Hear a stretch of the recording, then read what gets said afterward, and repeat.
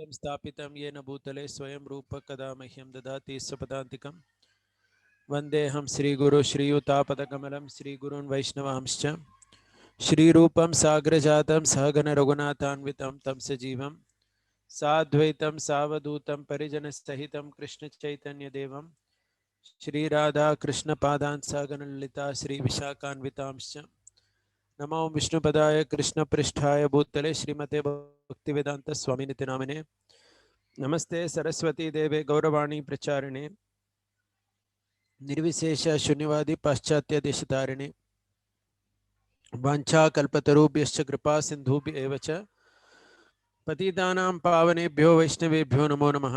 जय श्री कृष्ण चैतन्य प्रभु नित्यानंद श्री अद्वैत गदाधर श्रीवासदि गौरभक्तवृंद। हरे कृष्णा कृष्णा कृष्णा हरे हरे, हरे Ram Ram Ram Hare Hare. Hare Krishna. So I welcome everyone for our continuation of the series of lessons from Ramayana as learned by Sripad Ramanujacharya from Sri Shaila Purna. So this is the verse that we have been always looking at. Tattvam hitam purushakara pumartya shaishya kashtartha panchakam akinchana deshalabha कार्तार्थ्य वर्तन निवास मनुद्वयार्थ शास्त्रोज्जन व्यसन षष्टि कला जयार्थः. So the verse that summarizes the 18 themes of the Ramayana which Sripad Ramanujacharya learned, and these are the ones, the English translation. So we started with Hitam. We have done 2, 3, 4, 5 and 6 till now. Hitam we saw was Sharanagati. Purushakara we saw was recommendation, the importance of the recommendation of the goddess of fortune. Pumartha is service to the Supreme Lord as the topmost Purushartha. Shaishatvam, having no independent existence, and Paratantriyam is complete obedience. So this much we have done. So today we are going to do Kashta number 7. Also we will do number 10 today, Ishalabha. So 8 and 9 we will do a little later because today is Guru Purnima. So I thought of doing something which is connected to importance of Acharya and Guru. Hence we are going to look at number 7 and number 10 today, that is Kashta and Ishalabha. Right, so let's go into it quickly. So these are all the slides of the initial Sharanagati.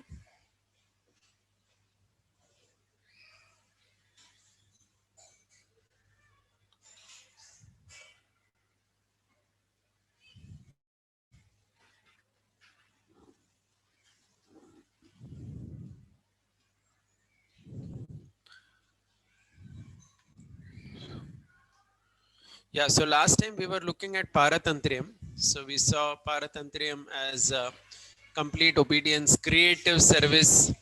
We saw examples of Lakshman, who was very creative in the way he would, serve Ram. We saw about Bharata, complete obedience, and again creativity. It was Bharata only who suggested the Paduka. And Rama himself, how he was Paratantra to his father Dasharatha. We saw Paduka Devi. We also saw Sugriv, being Paratantriya. Initially he had an opinion, but he gives up his opinion. And we also connected that to the story of Lokasaranga Mamuni. So this is what we did last time. So we're going to take off from Paratantriyam to the next one. That is Kashta. So Kashta actually in Sanskrit means limit. Kashta. Kashtartha. So Kashta is called as Bhagavata Paratantriyam. So Paratantriyam means obedience or submission, subservience. You could look at Paratantriyam in various ways. And Kashta basically means the limit of Paratantriyam, which is nothing but Bhagavata Paratantriyam.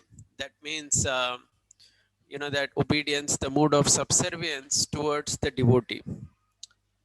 And this is considered the limit because this is in some way higher than Bhagavata Paratantriyam. So that means one is complete obedience and subservience to the Supreme Lord. and the other here is complete subservience to a Bhagavata, a devotee of the Lord. And we will start with the examples of Vibhishan, Sugriv, Shatrughna, Shabari. So these are some examples in the Ramayana where we are going to see Kashta or Bhagavata Paratantriya. So first of all, let us start with the same example of this Lokasaranga Mamuni and Tiruppan Alvar that we saw last time. So if you recall, the example was that Tiruppan Alvar was singing on the bank of Kaveri, and at that time this Lokasaranga Mamuni, who was a priest, he comes after taking bath, and when Tiruppan Alvar doesn't move, he throws a stone that hits Tiruppan Alvar's forehead and it starts bleeding. And then when he goes to the temple, the altar does not open, and he gets this voice from the Lord saying that you go and bring Tiruppan Alvar on your shoulder, only then I am going to open. So at that time, Lokasaranga Mamuni, he comes to Kaveri, and he requests Tiruppan Alvar to sit on his shoulder. Okay, now as far as Lokasaranga Mamuni is concerned, his activity is considered as Paratantriam because obedience to the Lord. The Lord told him, so he did it. But from Tiruppan Alvar's perspective, it is called as Kashta. Because Tiruppan Alvar is thinking that since this priest has come and he is telling me to sit on his shoulder, I must obey that. Okay, so he doesn't sit in a mood thinking that, hey, look, I have been proved much greater than this priest. He doesn't sit like that. He is sitting on his shoulder as a matter of service, thinking that since the Lord has ordered him and since he is ordering me, I must obey his order. So this is called as obedience to a devotee. Okay. So he sits on his shoulder and he comes. Okay, the example is given just like a child sits on the father's shoulder sometimes to take darshan of the Lord in a temple, in a crowded place, right? So we all have experience when we go to a temple where it is very crowded, we may take our child on our shoulder and the child is having darshan. Okay, so actually from the child's perspective, he is obedient to the father. The father is saying, come on, sit on my shoulder. So he sits. Okay, so he's not the master, right? So similarly, Tiruppan sat with that particular mood, and that was the mood of Vibhishan also. Because Vibhishan, when he told Sugriv that go and tell Lord Rama that I have come to surrender unto him, Sugriv was not very favorable, and that was very clear, right? And then Sugriv, when he comes to Lord Ram, and he expresses his opinion very curtly. He tells him that no, we should kill him, and so many things he says. But Lord Ramachandra convinces him and tells him only to bring Vibhishan. So Sugriv obeys Lord Ram. So Sugriv depicts Paratantriyam because he gives up his own opinion and becomes submissive, subservient to the opinion of the Lord. But as far as Vibhishan is concerned, he takes it as Bhagavata Paratantriyam. He says that, okay, whatever Sugriv says, I will follow him.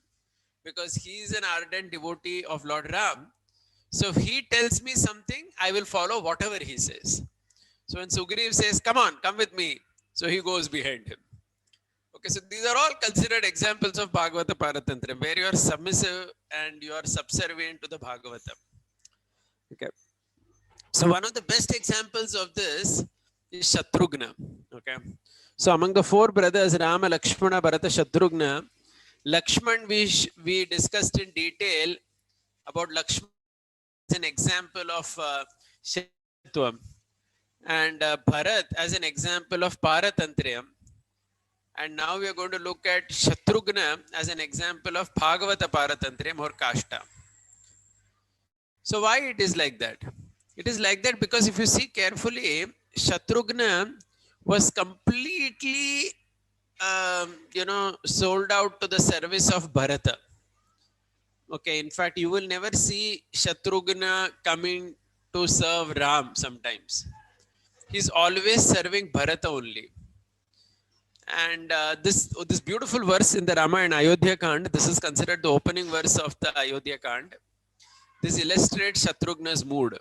Look at that verse. Gachata matulukalam bharatena tadanaga Shatrughno nitya Shatrughno Nita Priti Puraskritaha. Okay, so this is how Ayodhya Kand of the Ramayana opens. Gachata matulukulam. That means our Bharata goes to his mama's house. Okay. Sorry. His mama is in a particular place of KKA, modern day Afghanistan area. Okay. So when he goes there, he takes Shatrughna along with him out with love. Okay. So Shatrughna means one who has no sins, and Nitya Shatrughna, he annihilates his enemies. So somebody can ask a question, which enemy did Shatrughna annihilate? Because if you see the entire Ramayana, there is only one story where he fights somebody, and that is Lavanasur. He kills Lavanasur or somewhere in the Uttarakanda, the story comes. Somebody may say just one enemy he killed, for that can his name be Shatrughna? You know, one who annihilates his enemies. Just one prominent enemy was killed by Shatrughna. Otherwise, we don't read about him killing people. Even Lakshman, for that matter, fought so many wars and killed so many people along with Ram. But Shatrughna did not. So then the question is, who is the enemy? So the answer is that it is the enemy here is the attraction to Ram. Okay, because to serve Bharata when Ram is present over there requires some amount of dedication and sacrifice. So that means Shatrughna had to literally, whatever attraction he had to Lord Ram, he had to subdue that. That means the attraction to Lord Ram becomes his enemy. You know, that actually becomes the enemy in this context. And he had to subdue that so that he can serve Bharat nicely. And that is how he, so this particular story illustrates attachment to Guru is more important and more difficult than attachment to Krishna or Rama, because it's very easy to be attached to the Lord, but to be attached to the devotee, Bhagavata, is actually even more difficult, because he's just like us. You know, he's walking in flesh and blood. Saragraipo, you can just ensure that everyone is muted, otherwise there is some constant disturbance happening. Yeah, thank you. Okay, so that's the point here. Okay, so 1 second. Saragraipo, can you just ensure that everybody is muted? I think someone is. Yes, Prabhu. Yeah, please. Yeah, so that is the example of Bharata, right? Shatrughna, sorry. So he's considered Bhagavata Paratantriya. And it is said that Sripad Ramanujacharya takes this particular lesson very seriously in his life, where service to the Bhagavata is considered extremely important. So in Sri Vaishnava theology, if you see, being a servant of a devotee is considered, the highest position. Okay, so in fact, in Tamil language, there is a very beautiful way in which they address themselves. Like in English, we say that I did something, correct? We may say that, I went to Vrindavan last year. We may say that. Okay. But in Tamil, Ramanujacharya used this word, and even today Sri Vaishnavas use the word saying, Adiyen went to Vrindavan. Adiyen means, Adiyen is a way of addressing oneself. And Adiyen literally means your servant.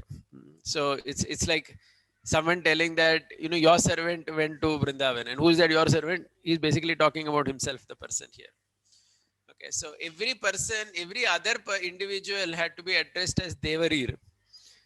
Something like what we call as Prabhu. But personally, one addresses oneself as Adiyen. So Ramanujacharya condemned that whole thing about ahamkar, mamakar, etc. And there's also a beautiful thing about Indian languages, that you have such a vocabulary where you can express something, so nicely. Okay, like Adiyen, I'm a servant. So this whole idea that I'm always a servant of someone, and I'm a servant of the Bhagavata. Someone means the Bhagavata. Okay. And there are some stories also about Ramanujacharya in this regard. It is said that once he was walking on the banks of the river Kaveri, and some boys, some small boys, they were playing over there on the banks of the Kaveri river.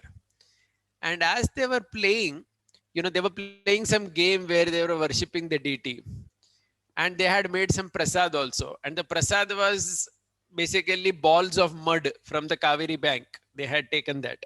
Okay. And that only they were in their game, they were imagining that ball of mud only to be the Pongal Prasad. And as part of the game, they were giving everybody who came some prasad. So obviously, most people were just taking that prasad and they're going ahead and putting it outside somewhere. Sripad Ramanujacharya, when he was walking, these children, he saw them doing the puja and all that. And these children gave him also the prasad, which was nothing but a ball of mud. And it is said that he accepted it, and he said that, okay, since you have given this as prasad to me, this is prasad. So he actually ate it. So he didn't look at it just as a game. He took it as an order of a devotee, because his perspective was these children are wonderful devotees, and they are playing a game or whatever, that may be their lookout, but they have told that this is prasad, this is pongal, so I should take it. So this is how Bhagavata Paratantriam is exhibited, where you are submissive, subservient to that Vaishnava. Okay, so the point is, there is no question on the command. Okay, so in fact, among the 5 commandments of Ramanujacharya, it is said, he would tell his disciples, if somebody can hear Sri Bhashya, that means the Vedanta, if you can study, that's good. If you cannot do that, hear simple stories from the Puranas, about Lord, because that is more simple than the Vedanta. If you cannot even do that, then you chant the Dvayam mantra. The Dvayam is the initiation mantra that they give. If someone says, I can't even chant and meditate on the mantra, then he would say that serve in the temple. And then he would say that if someone says, I can't do any of the 4, then there is something that completes everything. Find a Vaishnava and just serve him in your life. And if you do that, everything will be achieved. Okay, so he gave a lot of importance to this entire concept of Bhagavata Paratantriya. Let's move to another story in the Ramayana that talks about Bhagavata Paratantriya. And that is the story of, that is the story of Shabari. Okay, so let's go to the story. So this is a beautiful story, because if you see in the story of Shabari, in fact, if you see that Nama Ramayana, it says that Shabari Moksha Sakshi Bhuta. That means Lord Ram did not send Shabari back to Godhead or anything. Like, for example, when in the Ramayana talks about the liberation of Jatayu, it says that Ram sent Jatayu to the spiritual world, right? He tells him, Gacha Lokan Anuttamam, go to the place of the spiritual world, and he sends Jatayu back to the spiritual world. But in case of Shabari's moksha, deliverance, it is said Shabari moksha sakshi bhuta. That means he was only a witness. That means Ram did not have to do anything to send Shabari back to Godhead. Shabari went back based on her own service to Matanga Rishi and all those rishis over there. Okay, so this is the story. Okay, so the Lord doesn't deliver Shabari like he delivered Jatayu or something. He was only a witness, because Shabari had served her superior so nicely that she just went by her own service, by the order of Matanga Rishi and all those great sages. She goes back. She didn't need even the Lord's help for it. In fact, if you see the story in the Ramayana, she only informs Lord Ram that I am now going, and Ram is just a witness saying that, yes, I will see you going back, like that. Okay, so this is also a very beautiful story of Bhagavata Paratantriya. And the story starts during the deliverance of that Kabanda. Okay, so we know that story, where I'll not go into that too much, because the story in a story. So Ram and Lakshman, when they vanquish this Kabanda demon. At that time, Kabanda tells many things to Ram about meeting Sugriv and everything. And he also tells Ram about going and meeting Shabari. So this is that verse in the Ramayana, Aranyakand, where Kabanda tells, Matanga Shishya Tatra Asan Rishaya Susamahitaha Tesham Bara Abhitaptanam Vanyam Aharatam Guroho Ye Prepetu Mahim Turnam Sharirat Sweda Vindavaha Tani Malyani Jatani Muninam Tapasa Tada Sweda Vindu Samuttani Navinashanti Raghava. So basically, Kabanda tells that you please go to this place of Matanga Rishi. He tells that near the Pampa Sarovar, Matanga Rishi and his associates, they have all been doing so much of tapasya that the sweat from their bodies would fall to the ground and they would turn into flowers. Okay, so that was their wonder. Or in fact, there are some other commentaries, they say that sweat would fall on the ground and trees would grow, and then from that there would be flowers that would never wither. Okay, unwithering kind of flower. So he basically tells them that it's a very wonderful place, both of you should go there. Following that order, both Ram and Lakshman, they come to this particular place near the Pampa Sarovar. And as we know in the Valmiki Ramayana, the story of Shabari that is there, Shabari is not biting anything and giving. Like that is told in several folk tales or maybe some other Ramayana, but Valmiki Ramayana doesn't say anything like that. In the Valmiki Ramayana, Shabari collects all the fruits and everything and she's offering it to Lord Ram. So basically, Shabari greets Ram and Lakshman by saying, Adhyame Safalam Janma Guru Cha Supujitaha in verse number 11. So she basically says that today my life is successful because the order of my gurus, Gurujano ki uttam puja bhi sartak ho gayi. So because I have served my gurus very nicely, their order has actually come true. And what was the order? She basically says that Shabari tells Ram and Lakshman that when you had come to Chitrakoot, that time my gurus, they told me that I should be here waiting for you to come, and they all went to the higher worlds. Okay, so if you want to understand some chronology of the Ramayana, in the 14 years of Vanvas, Ram and Lakshman and Sita went to Chitrakoot in the first year. And then later for almost 10 years, they were in Dandakaranya only. In Chitrakoot, they were only for 11 months. So in the first year of their Vanvas, they had gone to Chitrakoot. Okay, and Ram and Lakshman come to the Pampa Sarovar in the last year of their exile, in the 14th year. Okay, so because after this incident, they just spend the Chaturmas and then they go to Lanka, they defeat Ravan and get Sita back. 14 years are over. So the point here is that Shabari is telling Lord Ram that when you had come to Chitrakoot at that time, my gurus left the world and told me to wait for you, which basically means that almost for 12 or 13 years, Shabari was simply waiting because the order of those gurus were there. Matanga Rishi and all the other rishis who were there, they had given her the order that we are going back to the spiritual world, but you have to wait here because Ram and Lakshman will come. You will have to serve them. Okay. So that is the verse here. Taichaham ukta dharmagne mahabhagai maharshibihi agamishyati te nama supunyam imamashramam sate prati grihitavya saumitri sahito atitihi tam cha drishtva varan lokan akshayan tvam gamishyasi. Those knowers of probity, highly providential and eminent sages have told me Ram will come to this highly blessed hermitage of yours along with Saumitri, and you have to cordially welcome them as your guests. And on seeing him, you will go to the best worlds where merit remains undiminished. Okay, so basically, she says that these people had given me the order, and I was waiting all these years to execute that order. to serve you in this particular way. Okay, so this is again a classic example of Bhagavata Paratantriam, because there was complete subservience to the order of the Bhagavatas, Matanga Rishi and all the associates. And at that time, Lord Ram is very eager to know. He wants to take a tour of that entire ashram of Shabari.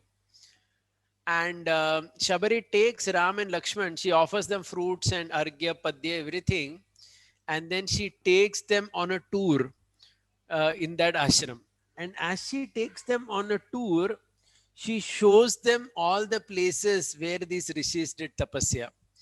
For example, she shows their sacrificial fire. And she says that these sages, they did the sacrifice daily so sincerely that their sacrificial fire is still burning. There is still jwala. You know, there is, it's still luminous. And then she says that they would their valkal, their the whatever the tree barks they would wear, uh, they would actually hang it on the trees, and she shows them that, saying that look, see, it is still over here. And then she says all the garlands that they used or the flowers they used for worship because of their purity, that have not withered still, and she shows them all those flowers and garlands. And in this way, she shows the entire ashram to Ram and Lakshman and tells about Matanga Rishi and the other rishis who are all there, who have all gone back already. And then finally, she tells them that I have done my service to you because this was the order of my gurus to serve you by welcoming you here. Now, please, I want to go and join my superiors. Okay, and then in the story, if you see, she just enters that particular fire, the sacrificial fire, and immediately she gets a celestial form decorated with ornaments and a beautiful garland in a youthful form. And folding her palms to Ram and Lakshman, she goes to the other worlds. And Ram and Lakshman witness the departure of Shabari, you know, to the higher worlds. So this story is again a beautiful story of Bhagavata Paratantriam, the submission of Shabari to Matanga Rishi and the other superiors. Okay, so this is Kashta. So this is the limit of Paratantriya. Okay. Now what we will do is, I'm just skipping 8 and 9. We will do that next time. But since today is Guru Purnima, we will also discuss the 10th theme of the Ramayana, which is Isha Labhaha. Isha Labhaha means only by the association of the Acharya one can obtain the Lord. That means Isha means the Lord, Labhaha means to obtain. So the question is, how do you obtain the Lord? And the answer as per the Ramayana is, you obtain the Lord only due to the Acharya. Without the Acharya, you cannot obtain. Okay, so that's the theme here. That is theme number 10. And that is again seen in several places, but we will look at 2 or 3 places. Okay, so Vibhishan, Sugriv. So basically the role of Hanuman is going to be, we will be discussing that in some detail here, because Hanuman is the Acharya. And it is because of Hanuman only that people like Sugriv, Vibhishan, they all obtained the shelter of Lord Ram. We will see those verses from the Ramayana, where it becomes very clear that it was Hanuman who played the role of ensuring that, you know, their surrender unto Sharanagati to Ram becomes successful. We will also see how Sita obtained Ram.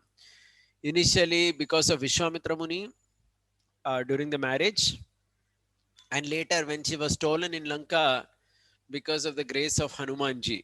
Okay, so again, Vishwamitra, Hanuman, they are all representing the Guru Tattva. And the whole idea is only because of the Guru, one obtains the Lord. Okay, again, Sripad Ramanujacharya gives a beautiful example of the lotus flower. He says that the lotus flower needs 2 things to blossom. One is it needs to be in water, and the other is it needs to have the sun shining in the sky. If either of these 2 are not there, the lotus is not going to bloom. So the idea here is the pond or the water represents the Guru, and the sun represents the Supreme Lord. Both the water and the sun are needed, otherwise the Atma doesn't blossom. Okay, so that's the idea here. A beautiful example, because if you think about it carefully, the lotus needs the pond and it also needs the sun. It's not either or, it is both. So similarly, so that's why it is said that Sripad Ramanujacharya, I mean, his mood towards his gurus and his gurus' moods towards him, both were very beautiful.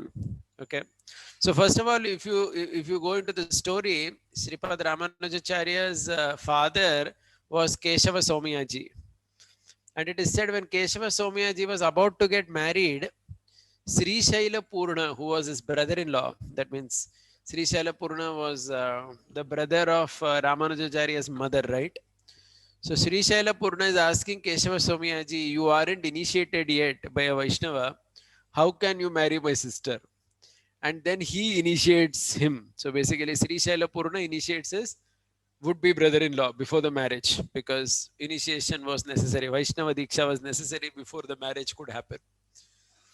Okay, so Sri Shaila Purna, let us remember, is a disciple of Yamunacharya. Okay, and we all know that Yamunacharya had these 5 disciples who were all the gurus of Sripad Ramanujacharya. Okay, so there was Mahapurna, who was his, we can call, initiating guru. That means he gave him the mantra.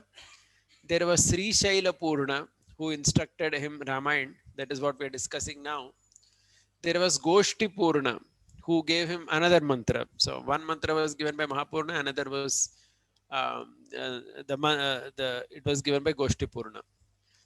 Then there was Tirumalayandan, who taught the Tiruvaimoli, and there was one Arayar Swami. He taught him the Mudra Abhinaya. That means the way with expressions how to depict the Divya Prabandha. So in this way, Ramanujacharya had these 5 gurus who taught different aspects, or who either they taught him or they gave him mantra diksha, like that.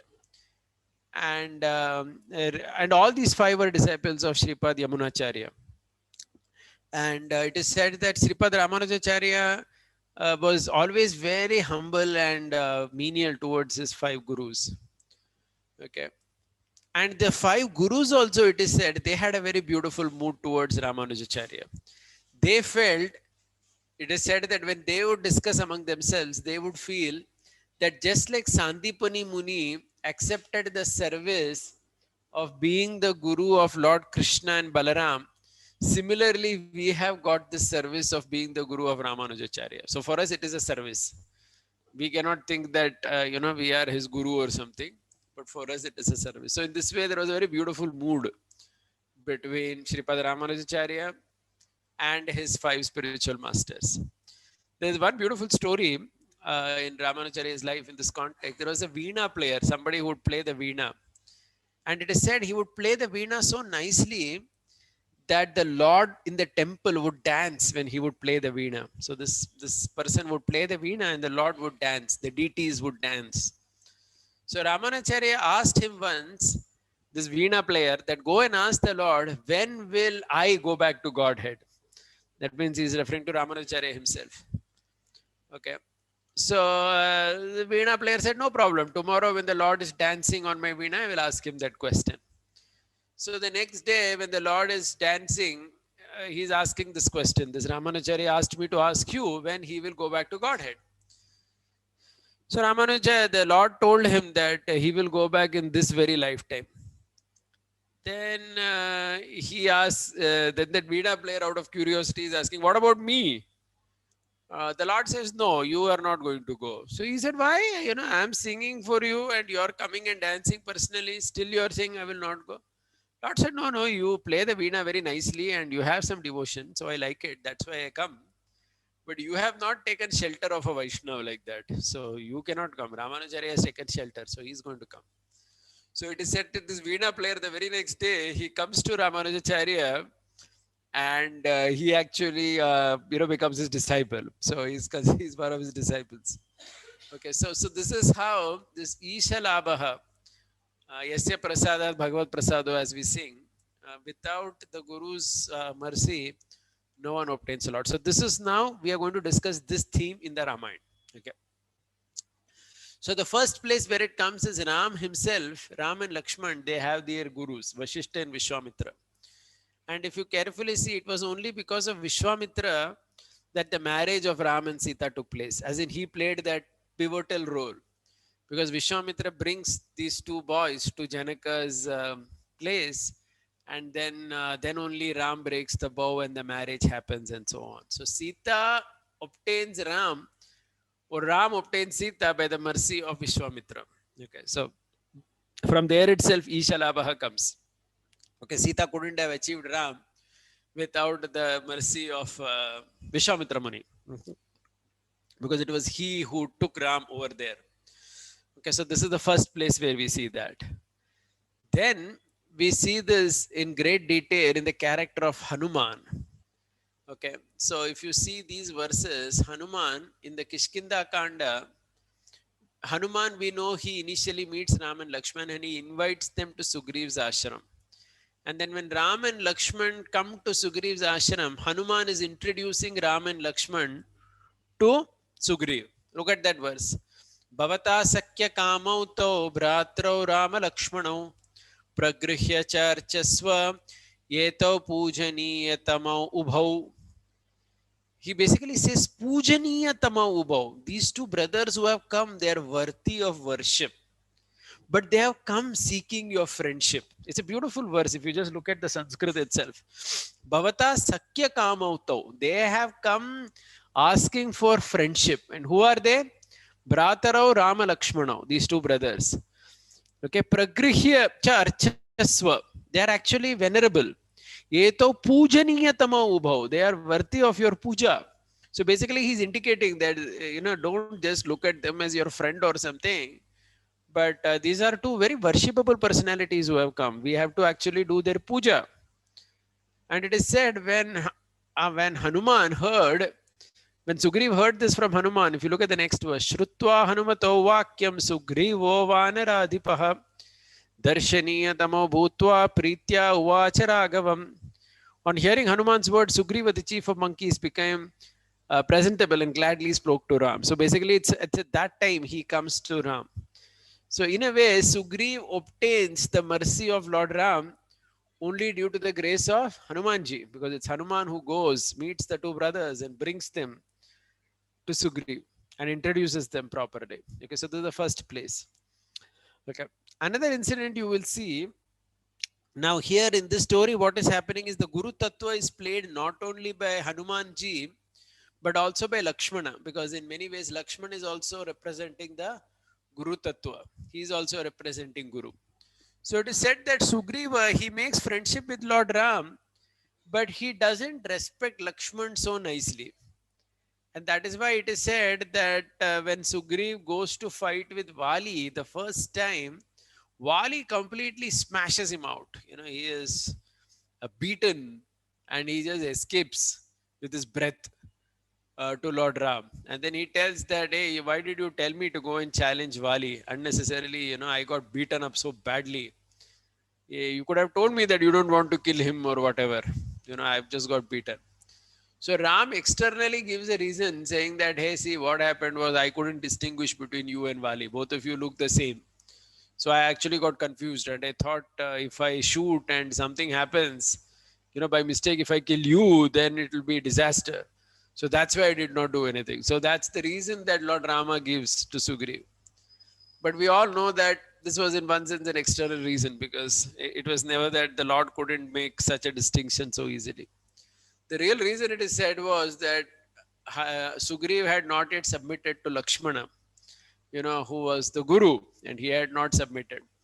So there is a nice trick that is played by the Lord to ensure that he bows down to Lakshman. Tato giritate jatam utpatya kusuma yutam Lakshmano gaja pushpam tam tasya kante vyasarjayat. So basically what happens is Ram tells that, see, Lakshman is going to put a garland on your neck. And this beautiful garland on your neck, this will distinguish between you and Vali. So we will understand who is Vali and who is Sugriv. So it is said at that time, Sugriva bends down to Lakshman. Because when you want to take a garland from somebody, you'll have to bend down. So he bends, and when he bends at that particular time, Lakshman puts that particular garland on Sugriv.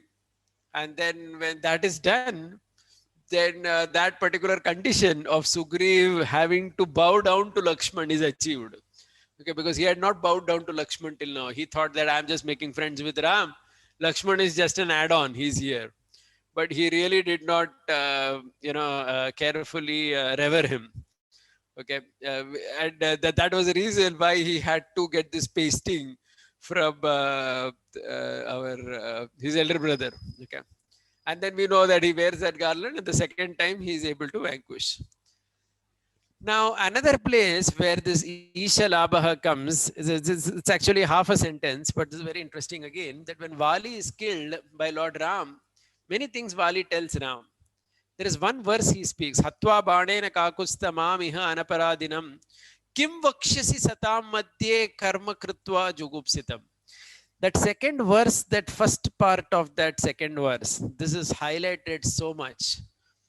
Kim Vakshyasi Satam Madhye. Kim Vakshyasi Satam Madhye means Vali is telling Lord Ram, how will you meet your superiors now? How will you show your face to your superiors? That's what he's saying. Kim Vakshyasi Satam Madhye. Karma Kritva Jugupsitam. You have done such an act that is so nasty.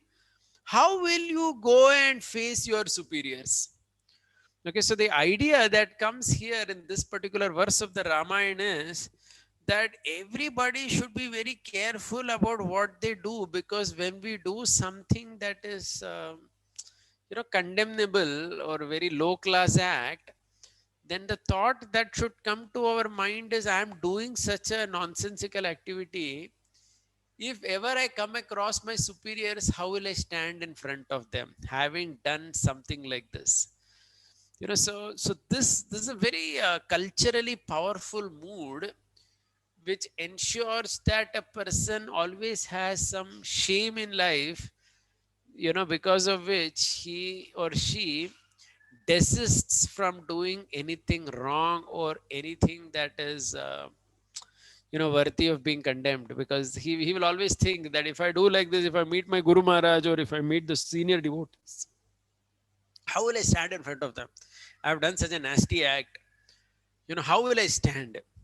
So we know this also. That's why, some very sensitive people, when they do something wrong, they actually give up their life. They cannot maintain their life also, because they feel that, yeah, like we see Chaitanya Mahaprabhu, he tells Govinda, had I touched that woman, that woman who was singing, and Mahaprabhu went to embrace her, and that time, without knowing that she's a woman, and Govinda stops and says that she's a woman. And that time Mahaprabhu tells him that you actually saved my life, because had I touched her, I would have died. I would have given up my body. So this is about very sensitive people who, when they do something wrong activity, they literally can't maintain their life also. So, and that argument Vali is using to Ram, saying that Kim Vakshasi Satam Madhye Karma Kritva Jugupsitam. How can you do a nasty act and face your superiors? Of course, we know that in this context, Ram's act was not nasty, and Ram clarifies that to Vali also. So that matter is settled. But this point is very interesting, and this point is connected to Isha Labha, because the importance of the Guru's position. Okay. The next thing that we take here in the context of Isha Labha, the next example that we take is that of Vibhishan. It's a powerful example. Okay, Vibhishan's example is very powerful because if you carefully notice, Ravan had already kidnapped Sita several months ago. In fact, before the Chaturmas only, Ravan had kidnapped Sita. But it is only after the Chaturmas that the monkeys came and our Hanumanji came to Lanka as the messenger.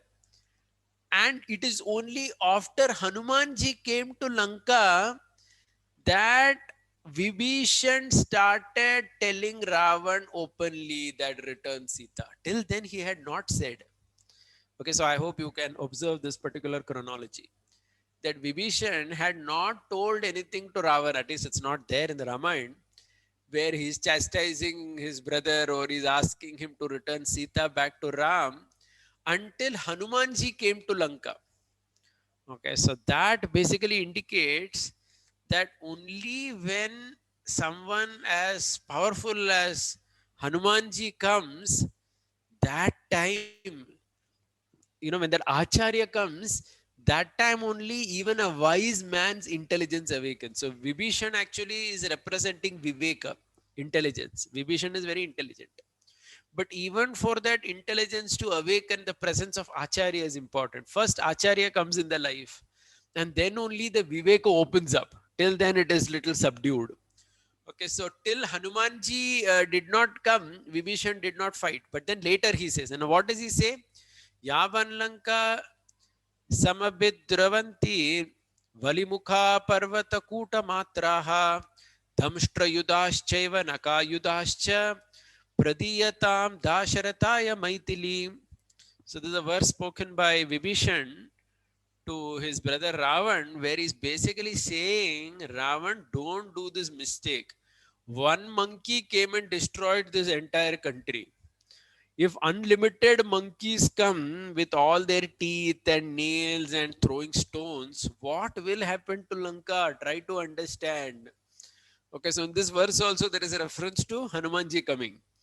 Okay, so Vibhishan is basically telling that, see, Hanumanji, one person came and he only, literally finished off our city, golden city to ashes. And if unlimited such monkeys come, you're going to be nowhere basically. And we all know, of course, Ravan became very upset. He didn't like it and he threw Vibhishan out. And then Vibhishan comes here. Now, again, now this is another point. When Vibhishan comes to Lord Ramachandra, that time again try to understand what happens. We all know that we have discussed this point already, that Sugriv suggests that he should be killed. Sugriv suggests that, hey, look, this fellow ditched his own brother. How will he be loyal to us? So we should kill him immediately. And similarly, all the other monkeys give a very negative opinion. Because Ram is asking the opinion of all the monkeys. And nobody gives a very good opinion about Vibhishan. Somebody says that we should keep a spy always behind him. Someone says we should not trust him, even if we, someone says that we should tie him up. So everybody gives a very, by and large, a negative outlook. No one gives a very positive outlook. But it is Hanumanji who recommends to Lord Ram that you should accept Vibhishan. So look at that verse. Dauratmyam Ravane drishtva vikarmam cha tatatvayi yuktamagamanantasya sadrisham tasya buddhitaha. So this is a verse spoken by Hanumanji to Lord Ram, where he's saying it is indeed appropriate for Vibhishan to arrive at this place and time. By seeing the prowess in you and the wickedness in Ravan, it is worthy of his judgment. So basically from this verse onwards, if you read in that particular chapter, Vibhishan is, Hanumanji is glorifying Vibhishan. He's telling that, my dear Lord Ram, because what had happened was, before this verse, there was another monkey who said that the time is not proper, he has come at a wrong time and all that. So he starts by saying that, no, the time is very much appropriate, he has come. And he has come by understanding your greatness and the wickedness of Ravan. Okay, and we should really appreciate his judgment, and we should unreservedly accept him in our midst. So this recommendation or sifarish of Hanumanji, which is done on behalf of Vibhishan to Lord Ram, of course, Lord Ram had already decided to accept it, but still, at least in the Leela, we see that it is only by Hanumanji's recommendation that Vibhishan, because he's the only person who recommends him. Others all give a very negative outlook, as I said. And then finally, Lord Ram himself says that, he says that anybody who even once says that I'm yours, I accept him. Very famous verses there of the Ramayana.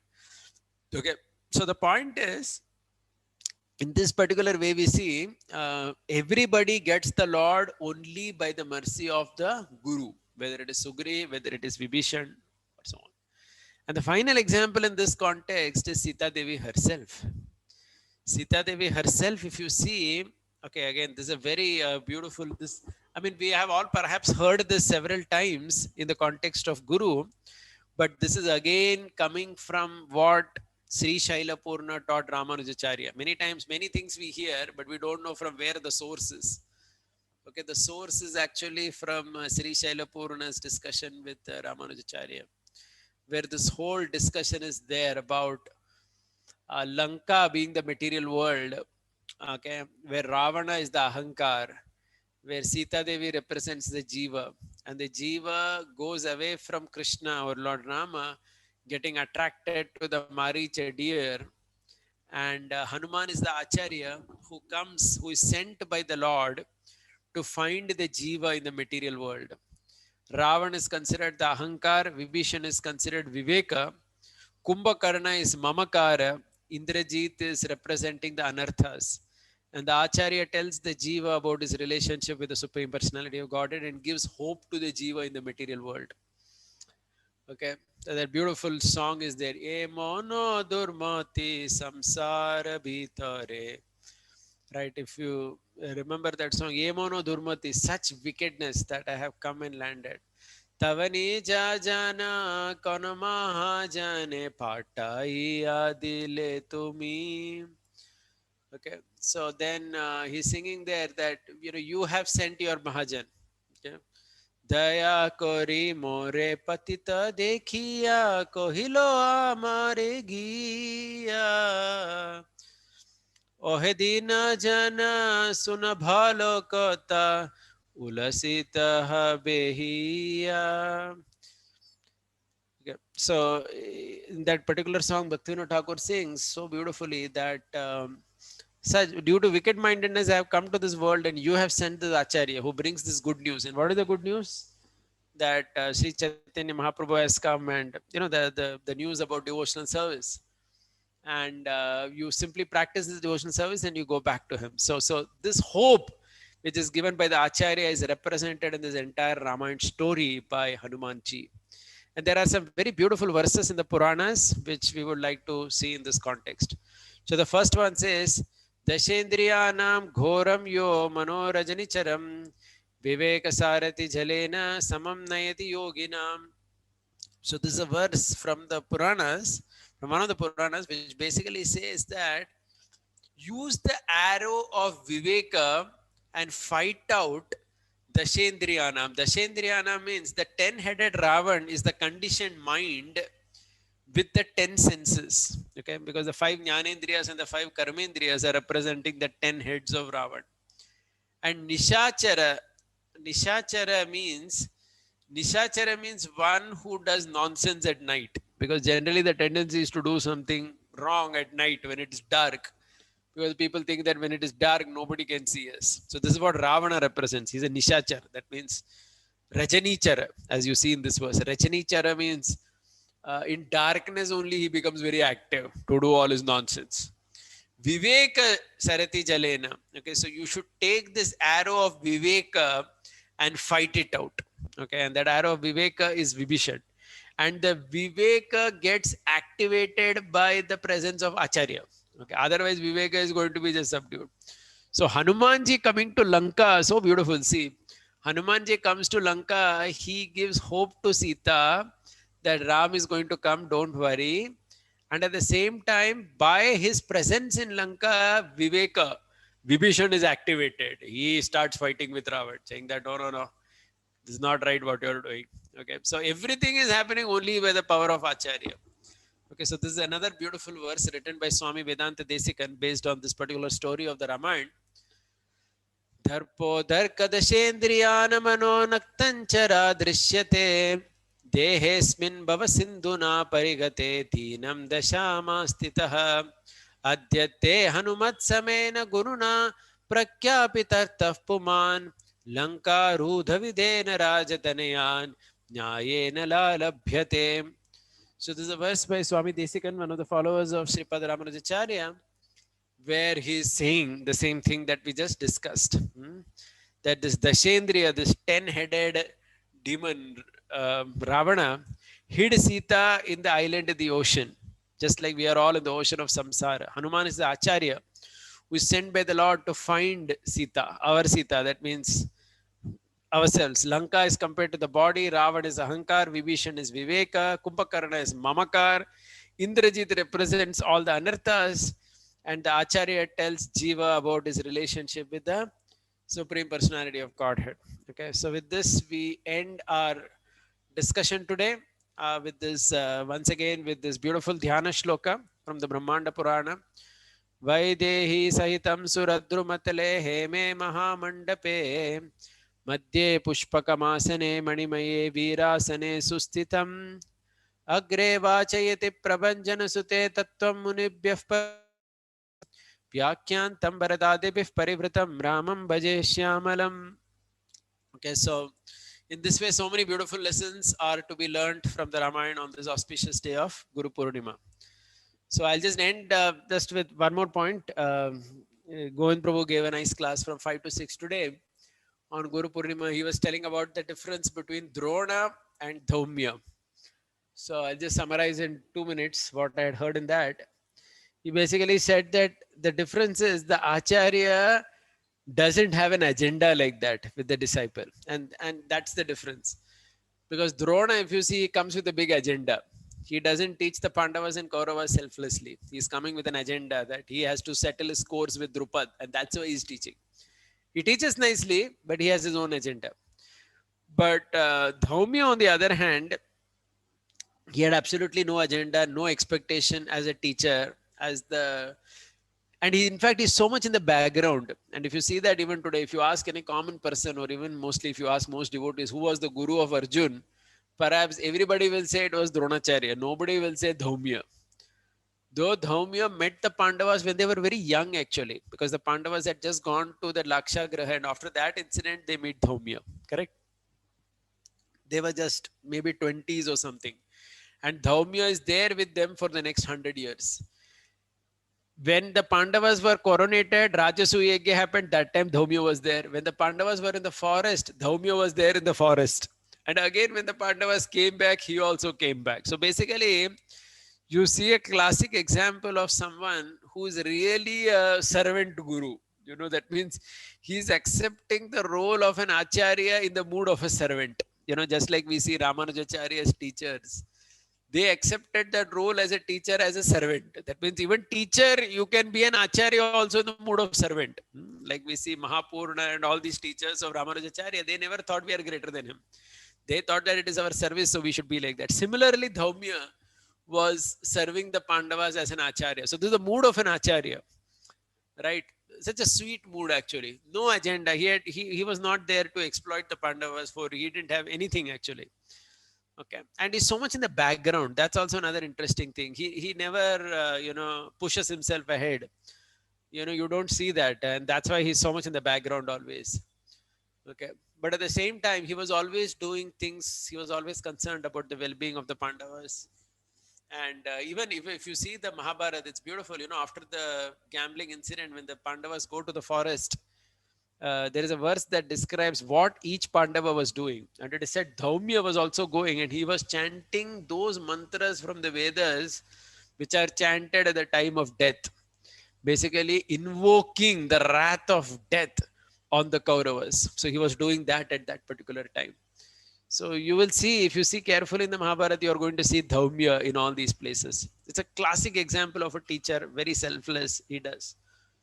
And such selfless teaching also gets many things done. So Govind Prabhu in his class, he was also talking about how even in many Western universities, where they teach students, and when they want some donation, they get millions of dollars of donation. Like even IITs, because in the past they were teaching free almost everybody, they have got unlimited charity also from people. So this is, it's a material example, but it just suggests that when the guru does that particular task of giving vidya selflessly, there is such gratitude in the heart of the disciple that he does something phenomenal for the guru. Just so, even whether it's an IIT or a Stanford or these universities which are, we may say, not even teaching spiritual knowledge or whatever, but even there you see the expression of gratitude. Okay, and what to speak of the gratitude towards the guru. Okay, and Sanatan Goswami, whose disappearance day is today, we see his nature, because of which he was appreciated by every Vrajavasi. Even today it is said Govardhan Parikrama is done maximum on Guru Purnima day, not even on Govardhan Puja day. Today maximum people do the Parikrama of Govardhan, and that is all in the honor of Sanatan Goswami. Can you imagine how he must have moved the hearts of everybody? Okay, so that's actually a guru, a very powerful example we have in our scripture. So many of these people. Okay. So with that, we end our class today. And if anybody has any questions or comments, we can take something. Hare Krishna.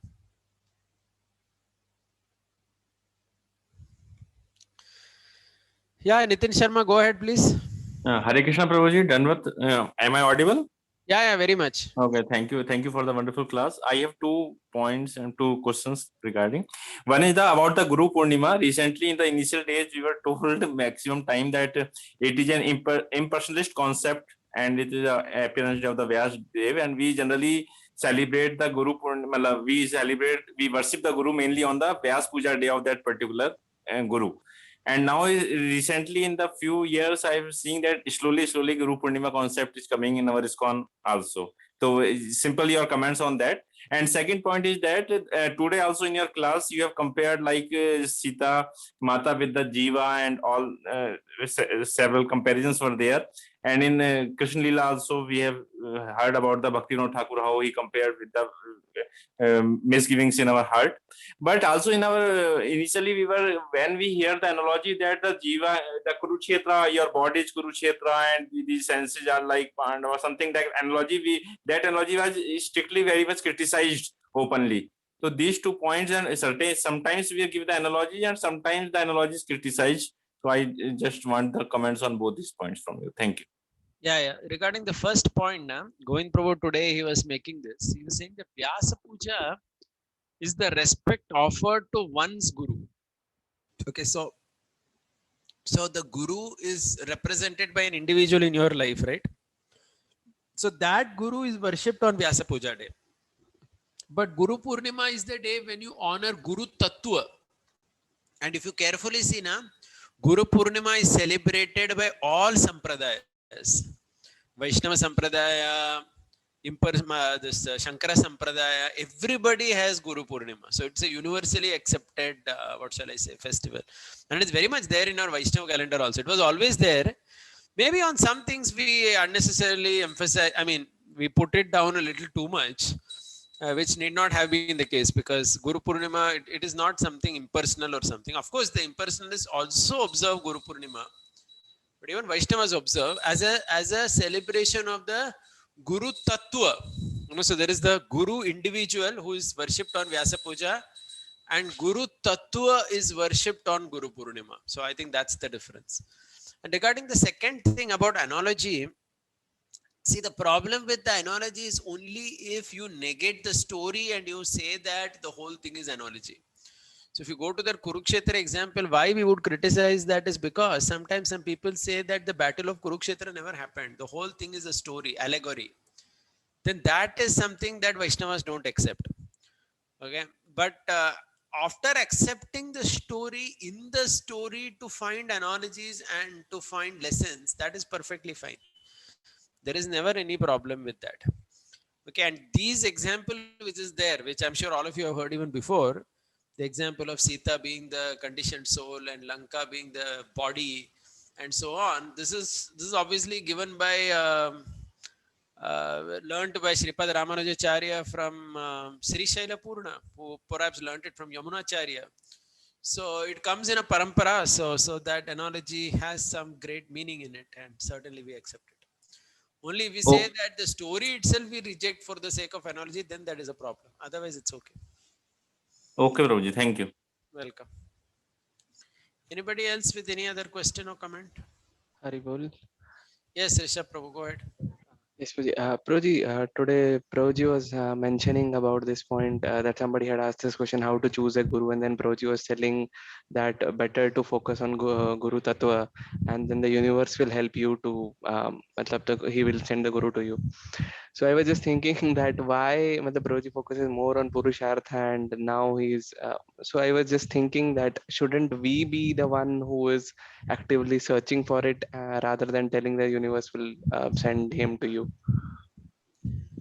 No, see, of course, certainly one has to work towards it. But when he says universe will send, what it basically means is when you follow certain processes properly, and like we say, you know, when you are very sincere in your devotional service, then by the grace of Prakriti, Krishna, or whatever, which you can call as the universal principles, automatically the situation will come where you will meet the right person in life. So that is also there, right? So purushartha is there, but that purushartha attracts, and especially in this context of a guru, it attracts the grace of God, which I think is what he referred to as the universal principle. I saw your question on the chat. I think he didn't answer that, so I was wondering who asked it. So now I understood that you had asked it. And when he says that focus more on what is Guru Tattva, then what does he mean? That should we not focus on the other part of actively finding a person? Yeah, like how it's to be balanced, or what did he actually want to tell? Yeah, I think what he wanted to tell, or what he was concerned about, is sometimes, um, you know, people actually rush into the concept of a guru too much, or too quickly. You know, accepting somebody as a guru, and without even, you know, going through that thought very carefully. Like if you see Radhanath Swami also, if you see the whole journey home, in one sense, is about how Maharaj accepted a guru, right? He took a lot of time. Yes. It took a lot of time. I mean, compared to ISKCON standards at that time, I mean, first of all, he met so many saintly people. He took time with them. And then even after he met Prabhupada, he took almost 2 years to get initiation. He met Prabhupada in 1971, but he got initiation, I think, in 1973 or something. So, which was too much, because in those days people would get initiation in 2 weeks. And we all know the story that, you know, Govind Prabhu would tell us that when Maharaj was in New Vrindavan, that time it seems Kirtananand Swami and others who would give Bhagavatam class and all, they would hammer this so much. You must accept a guru. And it seems there would be some devotees, because Radhanath Maharaj was there in the audience in the Bhagavatam class. Some devotees wanted that Maharaj should accept initiation from Prabhupada very soon. There was some initiation ceremony. And Maharaj was not willing. He was like, you know, he was just waiting. So they would ask in Bhagavatam class, it seems, openly question to Kirtananand Swami that what happens to someone who doesn't accept a guru, even though knowing the perfect guru is there, and so on. And then the answer would be given that he's condemned, he will go to hell, and this and that. And it seems Maharaj would hear all this and he would be quiet. He would not be moved in either direction. He would not think I should give up all these people and run away, and neither he would think that I should immediately take the guru. It's a very, if you see that story carefully now, I mean, some parts of that story Maharaj hasn't elaborated in that Journey Home book, but if you see his own story carefully, he took his own time for it.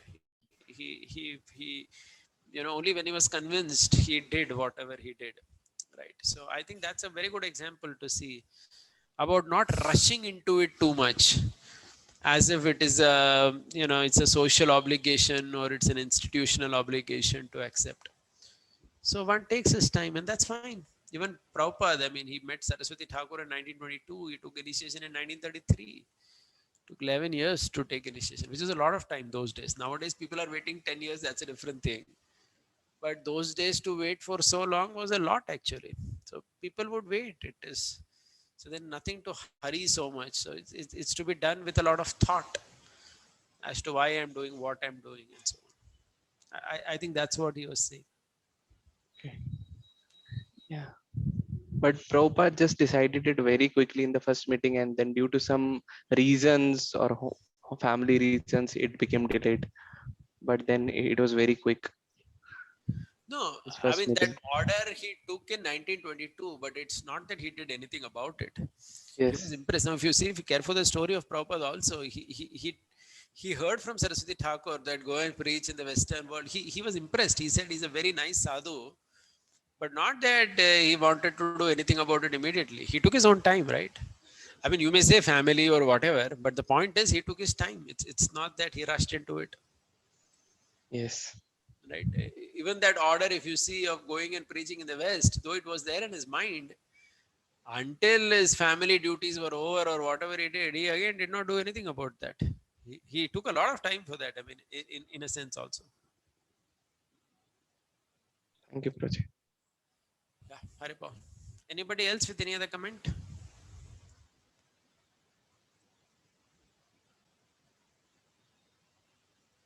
Prabhuji, if nobody is there, I'm just asking one thing about that. My mother is chanting 16 rounds, and now I have whatever you are speaking, little bit that philosophy. I have told her about the Guru. I have told her various lectures of various gurus, especially Hindi speaking gurus.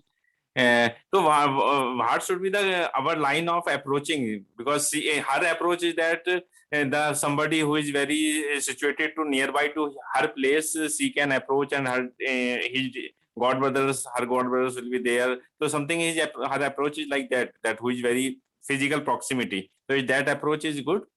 Of course, it is. Actually, if you see carefully, Vapu is very important. We talk about Vani, but Vapu has its own importance. Sitting and being close to the Guru also is very important. So if she says like that, then that's a very strong indication that she wants to take initiation from somebody who is close to North India, wherever she is, where she can at least meet sometimes the Guru, maybe talk, maybe invite him, serve him prasad, and do some service for him or whatever. So I think you should guide her as per her heart and not tell her to take from some guru whom she will perhaps never meet in her life. So that makes no sense because there is no inspiration, right? Okay. Yeah. Hare Krishna, Prabhu. Can I ask a question? Yeah. Yeah, Prabhuji, you mentioned the point about Shabri, that how serving the Vaishnavas was like guaranteed her back to Godhead, like without even Lord having to do anything. 1 second, Dinesh, there is some huge background sound when you unmuted. I'm able to hear you, but I think there is some big yagya going on in the background or something. Mosque, No, mosque, Prabhuji. Prabhuji. Huh? There is a mosque. It's Mosque. a mosque. It's a mosque. What? I'm sorry. I mean, I'll just close the window. Sorry. yeah, it looked like some big chant. I never understood what it is. He has a lot of experience staying in Srinagar, so he identified it as a mosque. Or you are purified by hearing lot of hymns, Prabhuji. Can you hear me clearly, Prabhuji? Yeah, now it's better. Yeah, please tell. Prabhuji, you mentioned about the point about Shabri, that how serving the Vaishnavas ensured that Lord had to do nothing to send her to back to Godhead. Yeah. But in practical life, when we see, like, especially in my experience or in the current situation, we may not find the pure devotees everywhere. At times, the dealings of the devotees are so, like, such a great friction that you don't even get that conviction. That one thing. Second thing, let's say I found a devotee, like, let's say Govind Prabhu or something. It's not like I'll get his association all the time. He's always a traveling. So it's the people who are around, there's a lot of friction. People who I aspire for, they're like always like more in terms of Vani kind of thing than the Vapu thing. So it's like a lot. It's like, so how do I actually get it to? Like, Yeah, good question. See, basically, there is always this huge gap between what is ideal and what is practically happening in our life. So, we need to also understand that Vaishnava is a concept. It's not just, if you see carefully, Vaishnavism is a concept. It's not just about XYZ person, it's about a concept. Okay, so if you see Shabari's story, so obviously she was in the association of Matanga, these people who were so exalted, and she was that's why I quoted right from the Nama Ramayana, where it says that Shabari Moksha Sakshi Bhuta. I mean, the Lord was only a witness to Shabari's liberation. He didn't do anything. She went back because of her service to her gurus and that attachment. Okay. So I think we take that principle very seriously. And even in our immediate surroundings, if you feel that, there is some friction or, whatever, some misunderstanding with devotees, we should understand that that is primarily happening because perhaps most of us are practicing devotional service, mixed devotional service in the modes. Like Kapila says in Bhagavatam, 81 types of mixed devotional service. So we are not, so we ourselves and the people around us, because it's because of influence of Rajogun, Tamogun only there is friction. So that shouldn't lessen the faith in the system itself. The system is pure. The system is there in the Shastra. Rama and Mahabharat, Bhagavat is talking about the system. The system is perfect. Okay, so even though we may not see that with our neighbors or with our immediate devotees surroundings, but we should have faith that yes, the system is there, and perhaps in the larger spectrum, the picture of life, we would also be fortunate to meet or associate with such devotees closely, by whose inspiration we go ahead great deal in our spiritual life. So I would look at it like that always. Little extension of the question, if I can ask. Yeah. So whenever I hear like such lectures like today's, like, as you said, at least that faith thing. So generally, like, heart knows that that's how it should be done. Like heart knows that you're supposed to tolerate or like have faith in everything. But mind, like, for that moment, at least mind is like, no, like this is wrong. I just cannot stand it. So there's always a conflict between the heart and the mind. And so it's like both faith, like heart wants to put a faith, mind doesn't want to. If things goes, may feel bad. If things doesn't go well, then we may feel guilty. So in your experience, since you have been in the management and like 20, 30 years, how did you integrated that heart mind thing in these years? And what is your experience about it? I would say that I applied personally the concept of duality a lot in this. The concept of duality that we have spoken is a very powerful concept that you can apply everywhere in life. Duality means most things in the material world, everything in the material world has a flip side. So when we are dealing with people, especially, who are affected by the three modes, there is duality going to be seen. There will be some advantages in that association or in that particular thing, and there will be some flip side. Okay, so ultimately, as Krishna says in Bhagavad Gita, Tam Satikshasva Bharata, you have to tolerate, the flip side, because otherwise even the good part will go away, right? So basically, right. So even when we say that the devotees in our immediate surrounding, we are having friction with them. Okay, friction may be there, but at least there is some good part also, as in, sometimes we chant together, dance together, we are doing some spiritual activity together. We are inspired at least in some way to continue, because we have some friends in that whole thing. It's not so black and white that everybody is evil. It's not like that, right? Everybody is having their own shade. So I think we have to seriously apply the concept of duality that we have learned, that everything has a flip side. Every individual has a flip side. Every devotee who is our friend, our counselor, our whatever, they also have their flip sides. So nobody is so perfected living entity is only beyond the three modes. So as long as we are working under the, so that we'll have to tolerate. There's no other solution. Because if we don't tolerate, then we will lose the good part of it also. So that's like for in regards to like dealing with others. How about one own personal thing? Like mind knows, like heart knows what is correct. Mind still wants to act as it's like it wants to act. And that sometimes, like for example, let's say I have some friction with you. For example, heart knows that no, he's my counselor, I'm supposed to tolerate it. But the mind says, no, this is something too wrong. This is like a personal space, something like that. Then I may commit. Then I may feel guilty about it. So personally, how do I train my mind? Like personally, like how exactly to deal with this? I mean, just an example. Sorry if my example was Understood. Yeah. No, the Mahabharata, we have discussed this once, na, that I think there's a folk tale, but it's a good story nevertheless, that Vyasa tells Kunti.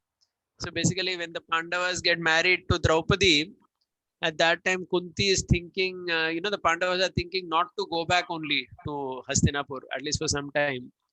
So Vyasa is telling them that you should never think with your heart. That means basically don't make an emotional decision, he says. It's a very nice statement. He says that never make any emotional decision in your life. He says that the purpose of heart is to experience relationships, not to make decisions. He says you have to make decisions with your buddhi, enriched by the scripture. But so you can, the heart is a place for experiencing rasa in relationship, not for decision making process. So here when I say heart, I'm talking about the mind as well, because the mind is actually emotional. Okay, so I think we'll have to apply that teaching also very seriously. very interesting. Wow, thank you. Broji, is this decision only regarding some things or everything in our life? It is about anything that is under the domain of dharma. Yeah, by and large, everything. Decisions are made by intelligence only. Emotional decisions are very dangerous. See, emotion is a place to experience love. You know, so just like, you know, a boy marries a girl out of emotion. You know, maybe she's not the best girl for him actually, because it's an emotional decision. Okay, taking decision with the brain means logically thinking, like you match astrology and you do all those things. So that means it's a very logical decision, right?